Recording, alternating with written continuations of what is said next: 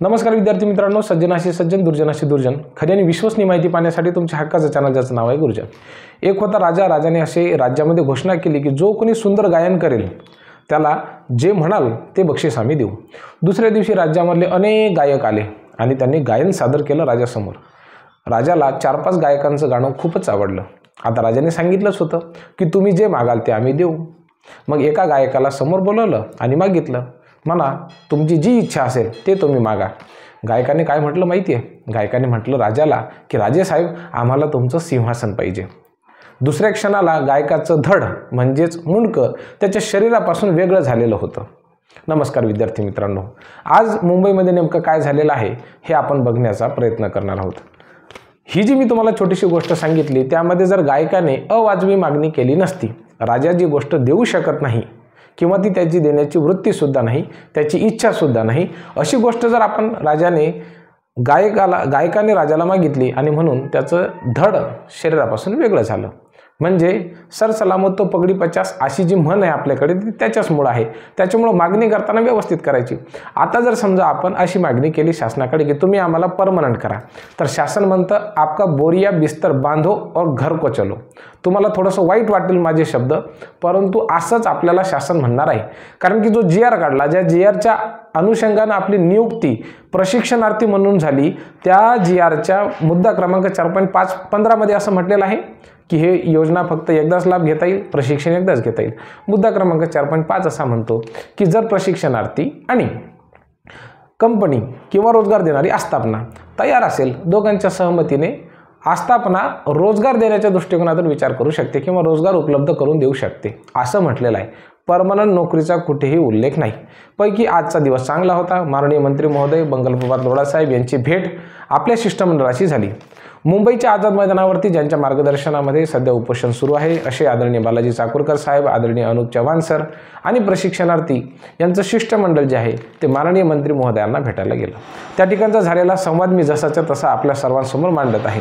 या ठिकाणी बालाजी चाकूरकर साहेब असं म्हणाले की साहेब, प्रशिक्षणार्थ्यांना 11 महिन्याची मुदतवाढ द्या। त्यानंतर मंत्री महोदय म्हणाले की आम्ही रोजगार कसा देऊ शकतो? मग अनुप चव्हाण सर यांनी म्हटलं की सर, आमच्याकडे GR आहे आणि ते GR मध्ये मुद्दा क्रमांक 4.5 नुसार त्या ठिकाणी आस्थापनेला योग्य वाटल्यास परमनंट करू शकते किंवा रोजगार देऊ शकते। त्यावेळेस मंत्री महोदय म्हणाले, अच्छा परमनंट करू शकते का? मग तो GR दाखवा। आता तो व्हिडिओ आहे तो तुम्ही पब्लिक डोमेनमध्ये आहे, तो तुम्ही बघितला असेल। मग मंत्री साहेब म्हणाले की अच्छा, तो आधी GR दाखवा। मग त्या ठिकाणी सत्य सांगा ना, तुमची डिमांड आहे असं आम्हाला सांगा, परंतु GR मध्ये असं लिहिलेलं आहे परमनंट करा असं तुम्ही काही म्हणू नका।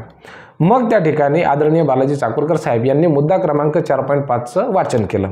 त्यांनी असं म्हटलं की प्रशिक्षणार्थी आणि आस्थापना दोघांनी जर रोजगार देण्याच्या दृष्टिकोनातून निर्णय घेतला तर ते आपसामध्ये विचार करून, विनिमय करून त्या ठिकाणी एक रोजगार देण्याच्या दृष्टिकोनातून हालचाली होऊ शकतात। पण काय देण्याच्या दृष्टिकोनातून?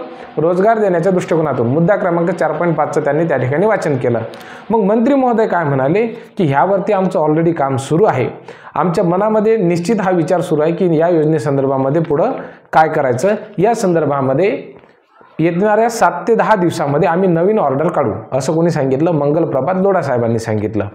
त्यांनी असं सुद्धा सांगितलं की काही लोकांनी या योजनेचा मिसयूज केलेला आहे। असे जशीच्या तशी त्यांचे शब्द आहेत की जे लोक ऑलरेडी एखाद्या आस्थापनेमध्ये कार्यरत होते अशा लोकांनी त्यांना पुन्हा घेतलेलं आहे। हे याविषयी आपण आधीच बोललेलो आहे, म्हणजे त्यांच्या ही गोष्ट लक्षात आहे की जे लोक ऑलरेडी कार्यरत होते त्याच लोकांना त्यांनी घेतलं। त्याच्यामुळं या योजनेमध्ये आम्ही सुधारणा करू जेणेकरून ही योजना सुरू ठेवता येईल असं त्यांनी म्हटलं। त्यांनी काय म्हटलं की या योजनेमध्ये आम्ही सुधारणा करू जेणेकरून ही योजना सुरू ठेवता येईल।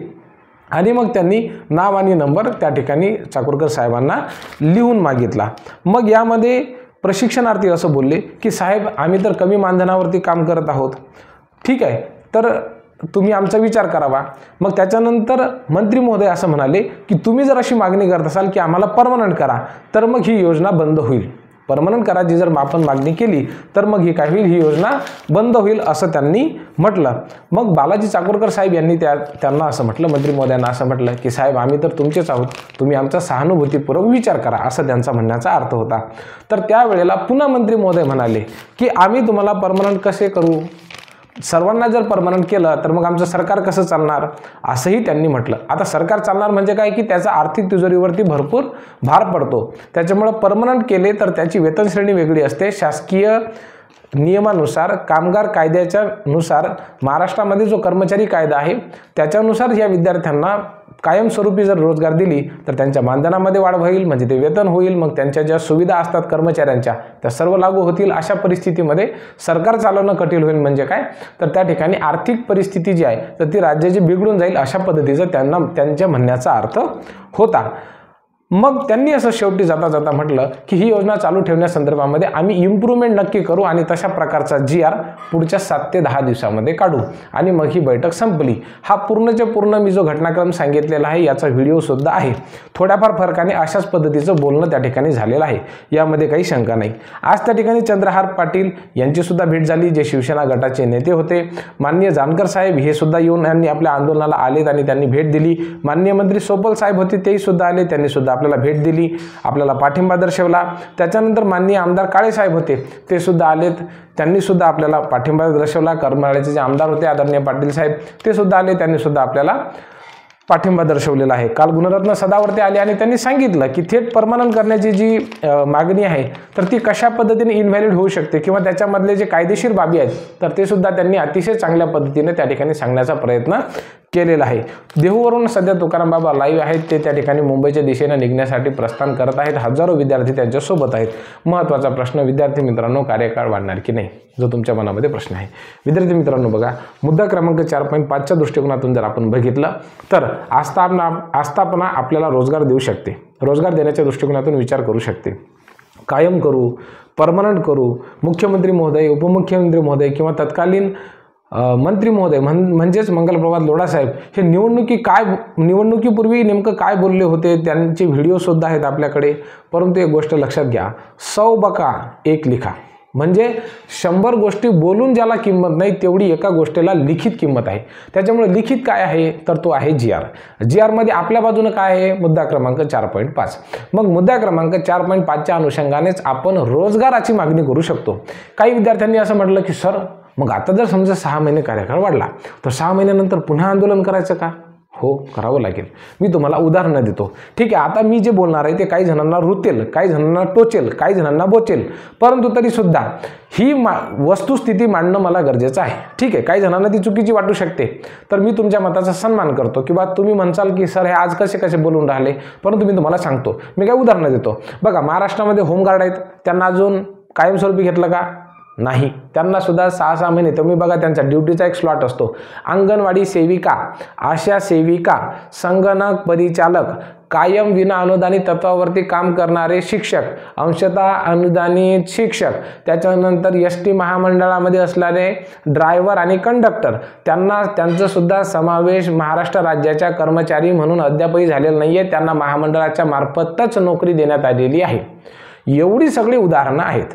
मी तुम्हाला सांगतो, कायम अनुदानित जे शिक्षक होते तर त्यांची तर पूर्ण आयुष्य गेलं संपूर्ण. त्यांना आता कुठं 20% पगार सुरू झालेला आहे, काही जणांना 40% सुरू झालेला आहे.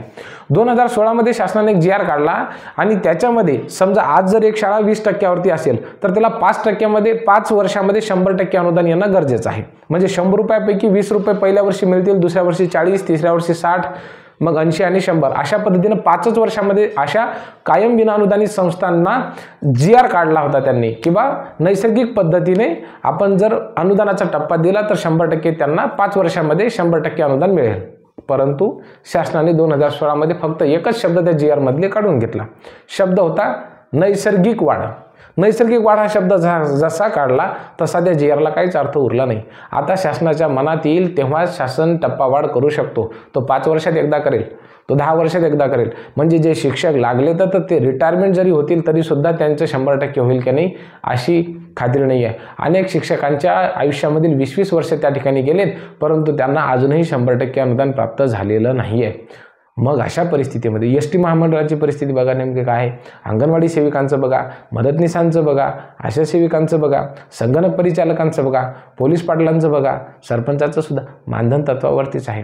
कायमस्वरूपी मागणी करणं चुकीचं आहे, अवैध आहे. कारण की आपल्या GR मध्ये ज्या वेळेला आपली नियुक्ती करून घेतली त्यावेळेस तुम्ही वाचला नसेल तो भाग वेगळा, परंतु GR मध्ये जे आहे त्याच्यानुसारच, म्हणून तर मंत्री महोदय म्हणतात GR दाखवा, कुठं लिहिलेलं आहे, लिहिलेलं महत्त्वाचं पाहिजे. आणि त्याच्यामुळं सध्याची आपल्या सर्वांची मागणी एकच असायला पाहिजे, ते म्हणजे बाबांनो कार्यकाळ वाढवून द्या. कार्यकाळ जर वाढवून दिला तर निश्चितपणाने आपण पुढची लढाई लढू शकतो. अन्यथा तेलही गेलं, तूपही गेलं, हाती फक्त धुपाटणं आलं. खूप खूप धन्यवाद.